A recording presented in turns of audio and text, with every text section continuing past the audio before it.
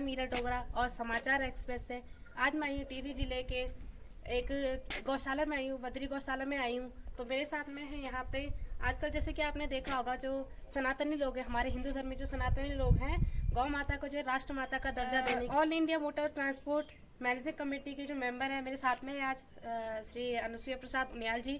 और आइए आगे आपको परिचय कराते हैं इनसे। मेरा पहला सवाल सर आपसे, आपका दिल्ली में ट्रांसपोर्ट का बहुत अच्छा व्यापार है, तो आपके मन में गाय पालने का विचार क्यों आया? जी नमस्कार, समाचार एक्सप्रेस के सभी दर्शकों को मेरा नमस्कार। आपने मेरे से प्रश्न किया कि आपके मन में गाय के पालने का विचार क्यों आया। मैं भी आम साधारण लोगों की तरह जीवन जी रहा था और दिल्ली में मैं ट्रांसपोर्ट का व्यापार कर रहा था। पर जब कोरोना आया तो कोरोना काल में सब लोग एक बार अपने घरों में छुप गए, बैठ गए, और तब मुझे थोड़ा समय मिला शास्त्रों को पढ़ने का। और जब मैंने कुछ धर्म ग्रंथ अपने उठाए तो उसमें पूजा पाठ की किताबें भी शामिल थी। उसमें पहला प्रश्न ही मैंने जब उठाया, देखा कि हमारे हिंदू सनातन धर्म में एक रक्षा विधान है। पूजा पाठ से पहले सबसे पहले रक्षा विधान किया जाता है। तो जब उस रक्षा विधान को देखा गया तो उसमें पहला ही श्लोक है कि यवान कुशान स्थान दुर्वान सरस्पान गंधक्षतान गोमयम दत्त संयुक्तम कार्य ताम्र भाजने। और फिर दूसरा ही प्रकरण आता है पंचगव्य, गोमूत्रम गोमयम क्षीरम दधि सर्पी कुशोदकम निर्दिष्टम पंचगव्यम तो पवित्रम। तो जो दोनों ये रक्षा विधान है, दोनों में गाय शामिल है। पहले में भी गाय का गोबर चाहिए और गाय के दूध का दही चाहिए, तब हमारा रक्षा सूत्र बनता है जो हम लोग हाथ में कलावा बांधते हैं। तो इसका निर्माण किया जाता है, ये वैज्ञानिक रूप से धरातल पे कार्य करता है। ऐसे ही उसके बाद फिर पंचगव्य पान कराया जाता है, जिसमें गोविंदाय नमः, माधवाय नमः, केशवाय नमः 3 आचमनी कराई जाती हैं। तो शरीर की पवित्रीकरण के लिए वो कराया जाता है, बाह्य और आंतरिक शुद्धि के लिए। रक्षा का प्राविधान वैदिक सनातन में पहले से था। पर कोरोना में क्या हुआ कि हमें वैक्सीन लगानी पड़ी। कारण क्या था कि हमने गाय को सड़क पे छोड़ दिया। अगर हमारे पास गायें उपलब्ध होती हर किसी के पास, तो हम उसका पंचगव्य जो दूध दही गोमूत्र आदि वैसे भी पान कर लेते, पंचगव्य न भी बनाते, तो हमारी प्रतिरोध क्षमता बहुत स्ट्रांग रहती है, हमें किसी वैक्सीन की आवश्यकता नहीं। तो मेरे मन में विचार आया कि गाय ही पालनी चाहिए। ऐसे ही नहीं, हमारे वेद ग्रंथों ने इसको माता का दर्जा दिया है, गौ विश्व से माता का नाम दिया है। इसलिए मैं गाय की तरफ दोबारा यहाँ आके मैंने गाँव में अपनी गाय का पालन किया।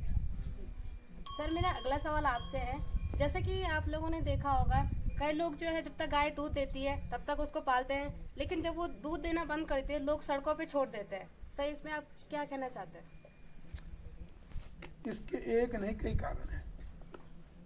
पहला कारण तो ये है कि जो गौचर भूमि जिस पे गाय स्वच्छंद रूप से चूं के आती थी, वो धीरे धीरे घट गई। कहीं नगर निगमें बन गई, कहीं रोड बन गई, कहीं डैम बन गए। कुछ लोगों ने खुद गांवों से पलायन कर दिया, शहरों की तरफ भाग गए। तो गाय तो अपने मुंह से चूं के आने वाली थी, वो कहीं घरों में या खेतों में थोड़ी चूंगने वाली थी, वो तो वन में चूंगने वाली गाय थी। तो कुछ व्यक्तिगत लोगों ने, कुछ सरकारों ने जब जमीन का अधिग्रहण कर लिया तो गाय कहाँ जाएगी, एक बात। दूसरी बात जो आपने दूध की कही कि कम जब दूध देना बंद कर देती, तो उसके भी कई कारण रहे हैं कि जब देश में बाहर की गायें आई और नंदियों को सड़कों पे छोड़ दिया गया, तो गांव वाले लोगों ने पशु चिकित्सालयों से इंजेक्शनों के माध्यम से गायों का गर्भाधान चालू कर दिया। और जब इंजेक्शन से प्राकृतिक रूप से जो गर्भाधान होना चाहिए था वो इंजेक्शन से होने लग गया, तो धीरे धीरे गाय की क्षमता खराब हो जाती है। फिर वो आगे कभी बांझ भी हो जाती है, फिर वो दूध भी नहीं देती है। दूसरा, हमने ये दिखा लिया कि हमने दूध का उत्पादन तो बहुत कर दिया, जो विदेशी नस्ल की गाय है, दिखने में वो इससे 10 गुना ज़्यादा दूध दे रही है हमारी देसी गाय से। पर उसकी गुणवत्ता 0 के बराबर है। हम पहले गुणवत्ता वाला दूध पी रहे थे, हमने ये अपनी संतुष्टि कर ली कि मैंने दूध पी लिया, पर वो स्वास्थ्य के लिए दूध नहीं, उसकी गुणवत्ता बेकार है। तो लोगों की मन में यही भावना बन गई है, फिर वो समझते हैं इस गाय के अंदर दूध नहीं है तो छोड़ भी देते हैं। बिल्कुल सही बात कही सर आपने।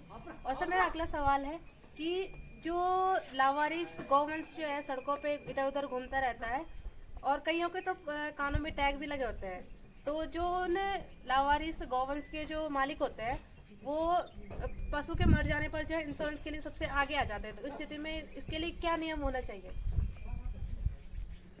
आप बोल रहे हैं कि गायों के कान में टैग लगे हैं।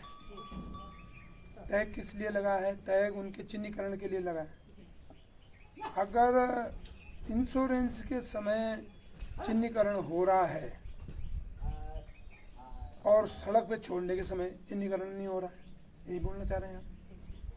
तो जो भी विभाग या जो भी संस्था या जिस माध्यम से भी इन चीज़ों का चिन्हीकरण हो रहा है, अगर इंश्योरेंस के लिए चिन्हीकरण हो रहा है तो लावारिस अगर गौवंश सड़क पर है तो उसका भी उसी प्रक्रिया के अंतर्गत चिन्हीकरण होना चाहिए कि भाई इसकी गाय है तो ये सड़क पे क्यों है, इसने किस वजह से छोड़ी है, उसकी क्या व्यवस्था थी कि उसे छोड़नी पड़ी।